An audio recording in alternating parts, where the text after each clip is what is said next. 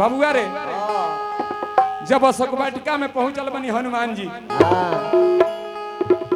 आ मुदिरका सीता मैया के जब दिले बनी माई के विश्वास हो गल कि सच्चा ई भक्त बारे भगवान के। लेकिन वहाँ के कहानी की बड़ा भूख लागल बा हे माई तनी अरे हुकुम होई तो तनी हम कुछ खइती। कमाल देखो नी का कोई नहीं वहाँ के कोई नहीं भाव लागो ऐसे घाव लगो कि सगरो योगिया लगा के गई ओ जी के राक्षस लोग कहता कि सगरो योगिया लगा के गई एगो बानर आई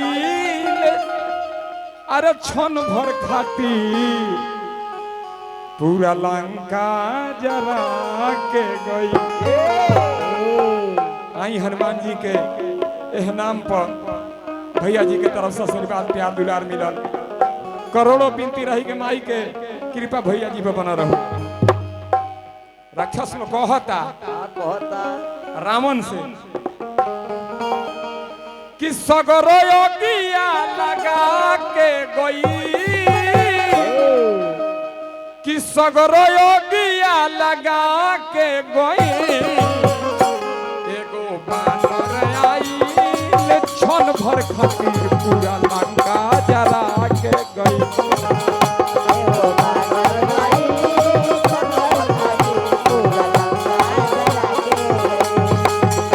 एगो बानर आइल क्षण भर खातिर पूरा लंका जरा के गई।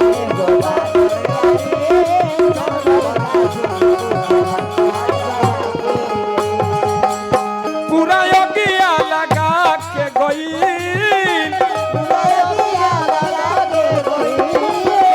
पूरा योगिया लगा के गई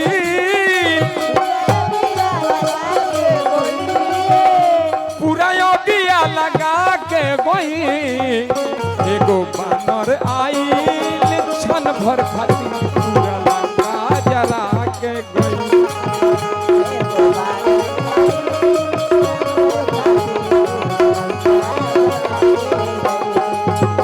एगो बानर आइल क्षण भर खातिर पूरा लंका जरा के गई।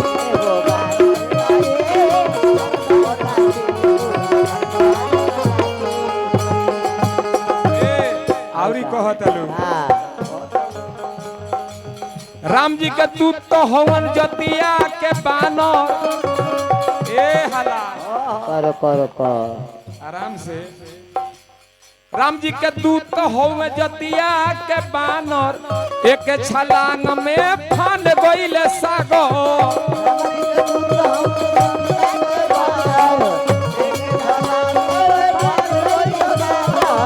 राम जी के दूत तो रहले जतिया के बानर एक छलांग में फान गइले सागर।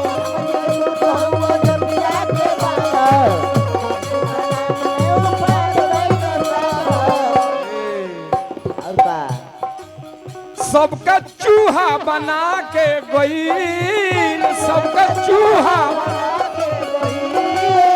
सबका चूहा बना के गई। डीजे रावण से कहता लोग मेरे सेनापति लोग कि सारा लोग के चूहा बना के चल गई कि सबके चूहा बना के गई। एगो बानर आइल क्षण भर खातिर पूरा लंका जरा के गई।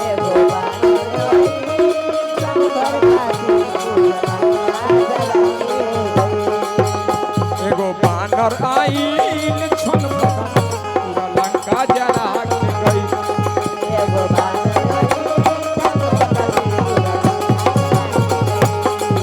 एगो बानर आइल